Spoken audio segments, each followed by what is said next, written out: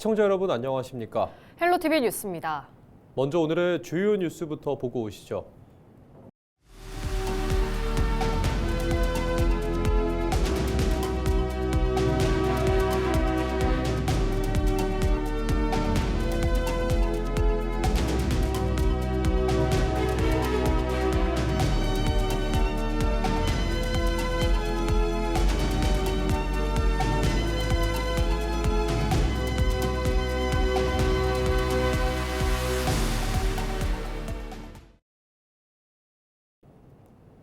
강원 지역 의료용 전자기기 수출이 연일 성장세를 보이고 있습니다.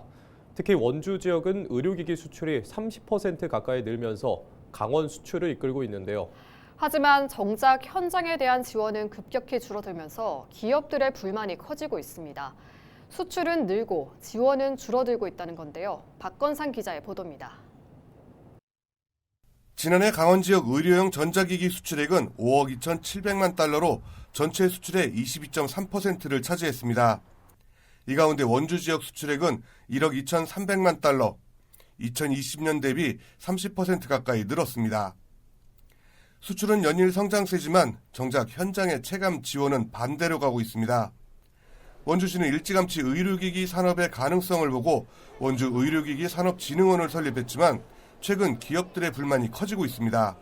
산업 집접화에 따른 지원을 기대하고 원주에 둥지를 틀었지만 기대만큼의 도움을 받지 못하고 있다는 겁니다. 해외 인증이든 국내 인증이든 인증이 이제 까다로워지면서 그런 비례해서 간접 비용들이 계속 코스가 올라가고 그에 비해서는 여러 가지 지원 시책이라든가 이런 부분들이 한쪽으로 좀 편향돼서 정부 정책이 실제 지원 규모는 눈에 띄게 줄었습니다. 원주 의료기기산업진흥원 지원금은 2021년 27억 원에서 2022년 44억 원, 2023년 정부 지원이 더해지며 110억 원까지 늘었습니다. 하지만 2024년에는 12억 원으로 급감했고 지난해에는 2억 5천만 원에 그쳤습니다. 정부 지원을 제외하더라도 불과 5년 사이 20배 가까이 줄어든 셈입니다. 이에 대해 진흥원 측은 지난 정부 당시 중소기업 R&D 과제가 68% 급감했고 지역 기반 산업을 대상으로 한 별도 배정 사업이 축소됐다고 설명했습니다. 다만 이번 정부 들어 지역 기반 산업을 대상으로 한 예산 배정이 늘어나고 있다고 덧붙였습니다. 여기에 원주시가 반도체와 AI 등 첨단 산업에 집중하면서 의료기기 산업은 정책 우선순위에서 밀려난 상황입니다. 사정이 이렇다 보니 지난 2023년 208개였던 원주 지역 의료기기 관련 업체는 지난 2024년 177곳으로 크게 줄었습니다. 강원도에 의료기기만의 이제 펀드가 없다 보니까 재원 조달하는 데 있어서 한계점이 이제 다른 서울과 완전히 굉장히 좀 작고요. 의료기기 산업은 자생적으로 성장해 강원 수출을 이끌어온 주력 산업입니다. 원주시와 강원자치도는 이를 기반으로 정부의 첨단 의료복합단지 지정을 추진하고 있습니다. 하지만 정작 의료기기 관련 업체들은 반도체와 AI에 밀려 토사구팽 당하고 있다고 호소하고 있습니다. 헬로티비 뉴스 박건상입니다. 속초시가 공공기관 2차 이전에 대비해 본격적인 유치전에 뛰어들었습니다. 속초 역세권에 행정복합타운을 조성하고 각종 인센티브를 제공하겠다는 건데요. 강원도 내 지자체들의 공공기관 유치 경쟁도 한층 치열해질 전망입니다. 보도에 최성식 기자입니다.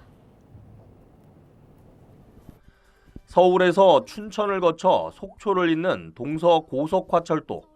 춘천에서 속초까지 총 연장은 93.7km로 현재 8개 구간으로 나뉘어 공사가 진행되고 있습니다.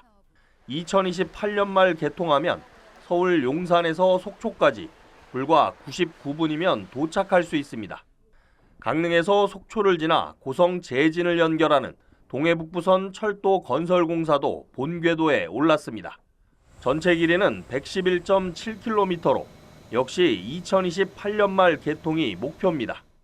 두 개 철도가 만나는 속초역이 동서와 남북을 잇는 철도망의 거점으로 도약하게 됩니다. 속초시는 이를 기회로 한국토지주택공사, 국가철도공단과 5,100억 원을 들여 속초 역세권 개발에 나섰습니다.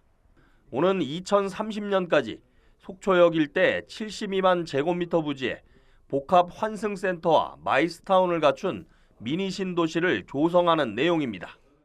제 뒤로 보이는 곳이 속초 역세권 개발 예정지입니다. 속초시는 이 가운데 약 4만 4천 제곱미터, 13,200평을 행정복합타운으로 개발해 공공기관을 유치한다는 계획입니다. 속초시가 속초 역세권에 중앙에서 2차로 이전하는 공공기관을 유치하겠다고 밝혔습니다. 양대 철도가 지나고 마이스 복합타운을 중심으로 업무와 주거, 교육과 의료 기능이 집약돼 입지 경쟁력이 충분하다는 겁니다. 특히 속초 역세권이 국토교통부 투자 선도직으로 선정돼 청사 이전에 따른 인허가 절차가 간소화되고 세금 감면과 용적률 제한 완화 등 다양한 혜택을 받을 수 있다는 점도 강점으로 내세웠습니다. 저희가 정주 여건 부분까지 정부 공공기관 이전에 대한 부지 매입과 건물 건축과 그다음에 그거에 따른 인프라 구축까지 정주 여건 개선까지 같이 이루어지는 부분입니다. 유치 대상은 관광과 해양, 안보와 복지 등 6개 분야 14개 기관으로 코레일 관광개발과 해양환경공단이 최우선 목표입니다. 다만 혁신도시가 조성된 원주를 비롯해 강원도청이 위치한 춘천, 영동 지역 중심 도시인 강릉까지 공공기관 유치에 나서면서 경쟁은 만만치 않습니다. 속초시는 다음 달 공공기관 유치 제한 용역이 완료되면 강원도와 국회에 유치 당위성을 설명하고 대상 공공기관을 찾아 유치 활동에 나설 계획입니다. 공공기관 이전은 단기간의 성과를 위한 것이 아니라 앞으로 50년, 100년 속초시의 미래를 좌우할 중대한 선택이라고 저희는 보고 있습니다. 속초시는 준비된 입지, 명확한 비전을 바탕으로 이번 2차 공공기관 이전에 사활을 걸고 준비해 나가도록 하겠습니다. 공공기관 2차 이전 대상은 약 350곳. 정부는 올해 안에 대상 공공기관과 이전 지역을 확정하고 내년부터 이전 사업을 시작할 계획입니다. 헬로티비 뉴스 최성식입니다. 대형마트처럼 의약품을 진열해 판매하는 이른바 창고형 약국이 강원도에도 처음 문을 열었습니다. 편리하다는 반응도 나오지만 약물 오남용을 부추기거나 동네 약국 생태계를 해칠 수도 있다는 우려도 나옵니다. 전소연 기자가 취재했습니다. 지난주 춘천에 문을 연 창고형 약국입니다. 약 700제곱미터 규모 매장에 의약품 진열대가 가득 들어섰습니다. 진열대엔 각종 의약품과 영양제 등이 종류별로 쌓여 있습니다. 약국에 들어선 손님들은 마치 쇼핑하듯 카트를 끌며 필요한 약을 고릅니다. 필요한 거 넣어서 이렇게 가져간다 그러더라고요. 그런 게 좀 편한 것 같아요. 여러 가지 보면서 하는 게. 이런 창고형 약국은 지난해 성남을 시작으로 서울과 부산, 대구 등 전국 곳곳에 생겨나고 있습니다. 강원도에서는 이번이 처음입니다. 일반 약국보다는 저희가 아무래도 규모가 조금 있기 때문에 그런 부분에서 저희가 좀 들여오는 가격을 조금 낮춰서. 하지만 지역 약사계에서는 의약품 오남용과 지역 내 소형 약국과의 경쟁을 우려하고 있습니다. 공산품처럼 쇼핑으로 다가갈 건 아니고 내가 꼭 필요할 때 필요한 이제 그 지식을 전달받은 상태에서 구매해야 된다고 생각합니다. 또 가격 경쟁으로 갔을 때 그 영향을 많이 받을 수밖에 없겠죠. 또 현행법상 약국 면적에 따라 둬야 하는 약사 수에 대한 명확한 기준이 없어 수백 평 규모의 대형 약국이라도 최소 인원의 약사만으로 운영이 가능하다 보니 복약 지도가 소홀해질 수 있다는 지적도 나옵니다. 우려가 커지자 국회에서는 100평 이상 규모 약국 개설 시 사전 심의를 거치도록 하고 약국 이름에 창고나 공장과 같은 단어를 사용하지 못하도록 하는 등의 내용을 담은 법안 마련에 나섰습니다. 편의성과 가격 경쟁력을 앞세운 창고형 약국이 지역에 등장하면서 기존 약국들과의 상생과 안전한 의약품 관리가 과제로 떠오르고 있습니다. 헬로티비 뉴스 전소연입니다. 강원특별자치도가 도내 기업의 방위산업 진출을 촉진하기 위한 산업 생태계 조성에 속도를 냅니다. 강원자치도는 강원국방벤처센터를 중심으로 협약기업 모집 확대와 기술개발 지원에 나서는 등 지원 체계를 강화합니다. 강원국방벤처센터는 지난해까지 협약기업 44개사를 발굴한 데 이어 올해 협약 규모를 60개사 이상으로 확대할 예정입니다. 협약기업에는 사업화 과제 매칭, 제품 기술 개발비 지원, 군 네트워크 공유 등이 제공됩니다. 강원대학교는 9일 춘천 캠퍼스에서 학생 생활관 다운관 준공식을 개최했다고 밝혔습니다.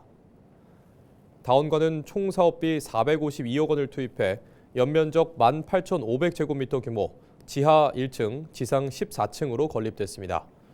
총 수용 인원은 1,000명으로 2인실 497실, 장애인실 6실과 함께 전용 독서실과 스터디룸, 체력 단련실 등 편의시설을 갖췄습니다.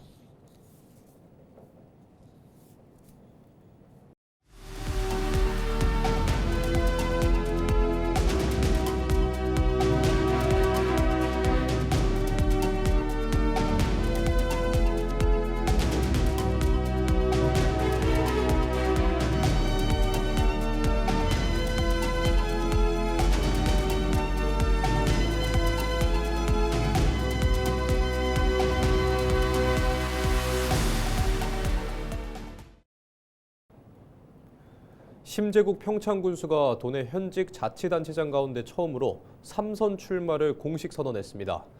현직 프리미엄을 앞세우기보단 후보자의 자세로 선거에 임하겠다며 선거를 넉 달 앞두고 일찌감치 출사표를 던진 건데요.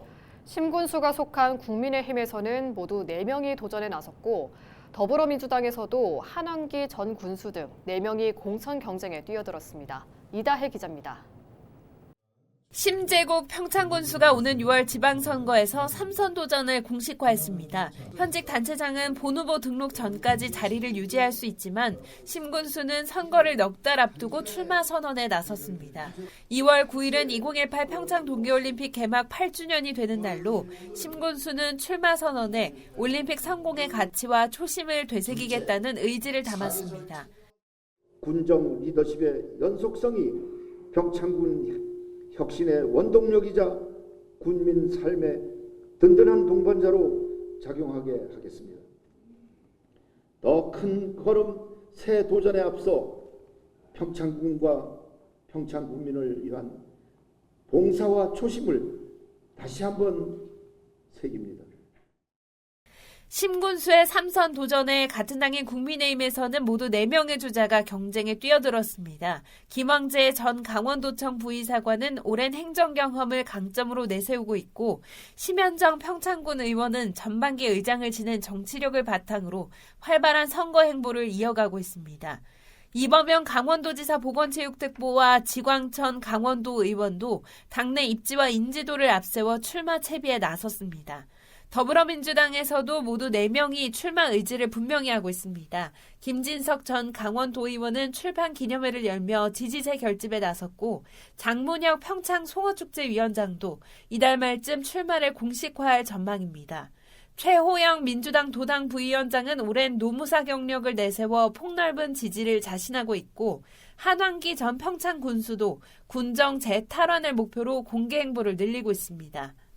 지역 정가에서는 현직 군수의 공천 여부를 비롯해 국민의힘 최종 후보가 누가 될지, 또 민주당 공천 결과에 따라 전현직 군수 간 맞대결이 성사될지에 관심이 쏠리고 있습니다. 공천 탈락자의 무소속 출마 가능성, 그리고 또 다른 입지자의 등장 등 변수도 적지 않아 선거 열기는 갈수록 뜨거워질 전망입니다. 헬로티비 뉴스 이다혜입니다.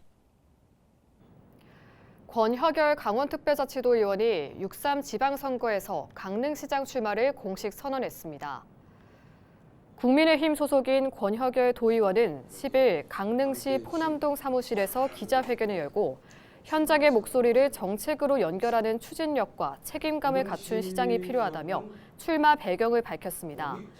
권혁열 도의원은 이번 선거의 핵심은 강릉의 변화와 발전, 시민들의 삶의 변화라며 살기 좋은 강릉, 부자 강릉을 만들어내겠다고 강조했습니다.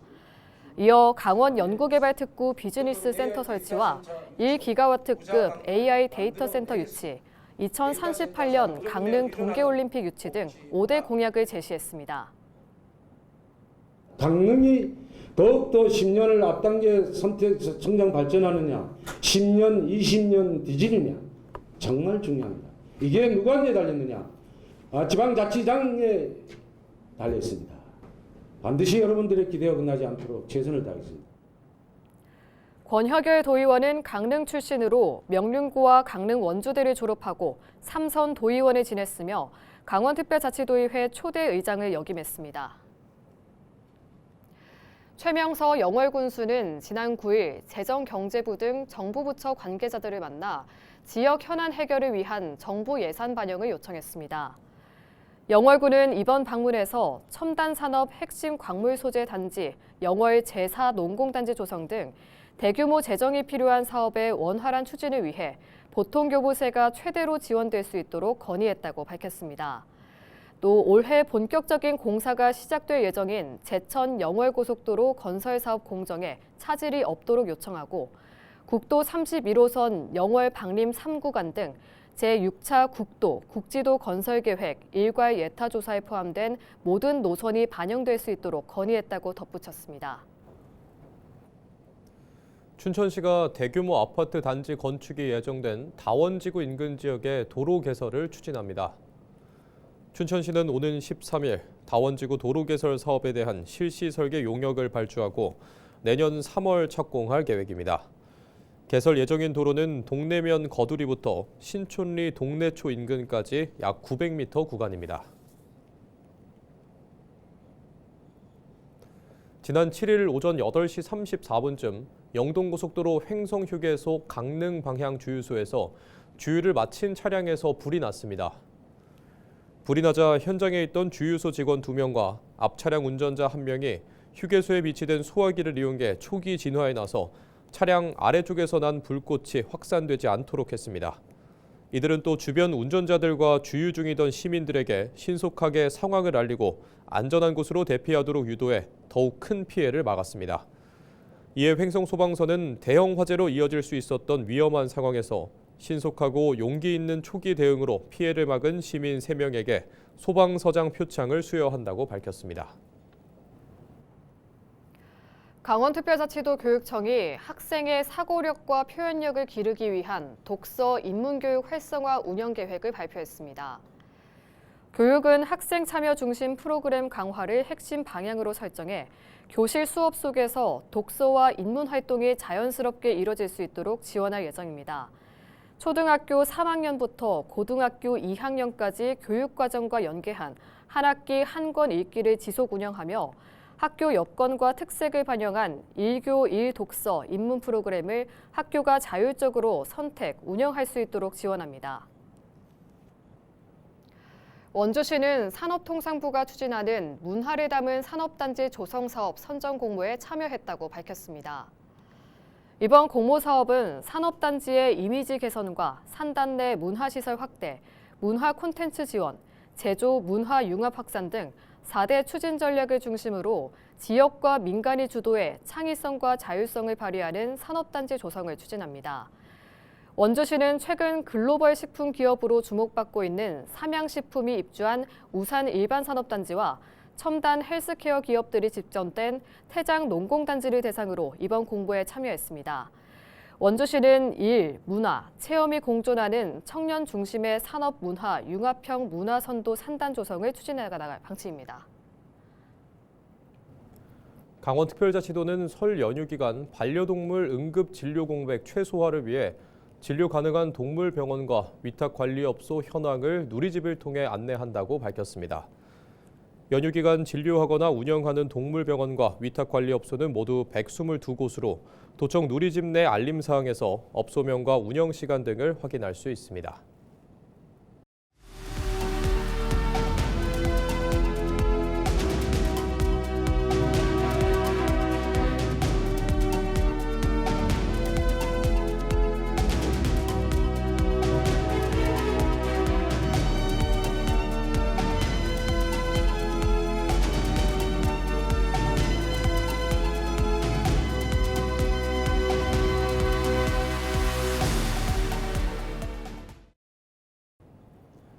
이상으로 뉴스를 마칩니다. 저희는 언제나 지역민 여러분과 함께합니다. 시청해주신 여러분 고맙습니다.